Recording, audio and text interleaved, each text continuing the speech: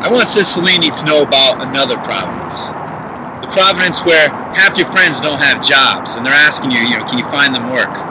The Providence where first-time homebuyers go around looking for something and they get told, do you have cash? Or forget about it. Anything that's available to buy is destroyed. It's all gutted. There's not even a kitchen sink in there.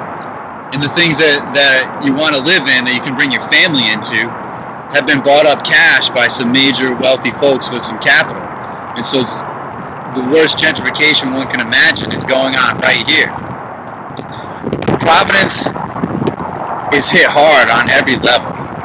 And Cicillini, I don't see you campaigning to change any of that. I see you working for it. I don't see you trying to rally the troops. I don't see you trying to bring in the resources. We're paying our taxes. We're giving everything we can. There's obviously a ton of resources here in Providence. There's tons of wealth. There's some of the wealthiest universities one can imagine are right here. There's corporations. There's wealthy private individuals. Yet it's not trickling down enough. You campaigned,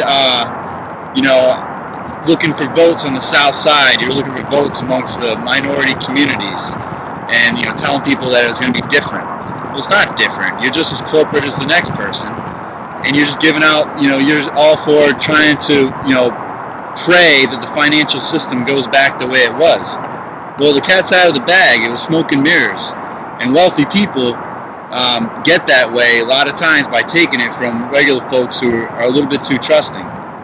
So just because someone wears a suit doesn't make them any better than the hard-working guy who doesn't. And I'd like to see you either do something on behalf of the people or just get the hell out of the way, because you're just holding us back. And it's time. This whole bailout thing's enough.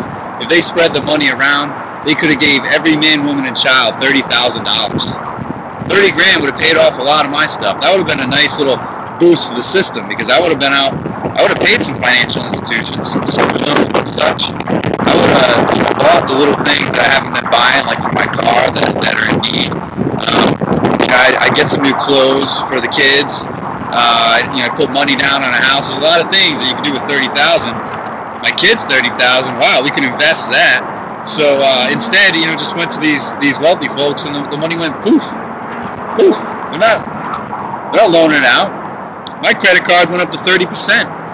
I missed a payment last year, and they went from 10% to 30%. And now that I own part of Bank of America, I'd like to change that. I mean, where's that bill?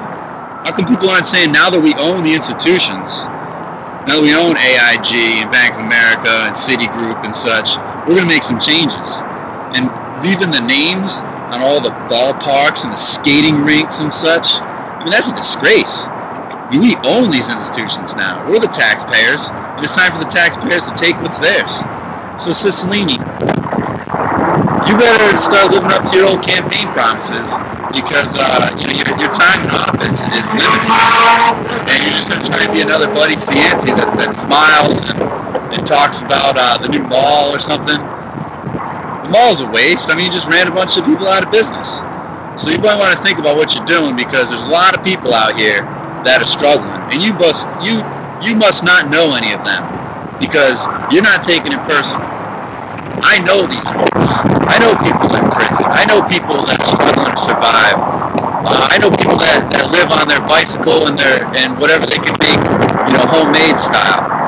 You can't know any of these folks, otherwise there'd be a whole lot of different things going on.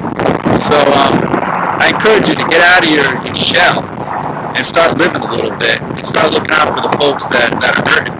You and all the other mayors out there, 'cause you're coming in June, and we'll be waiting for you, because we got a message to send.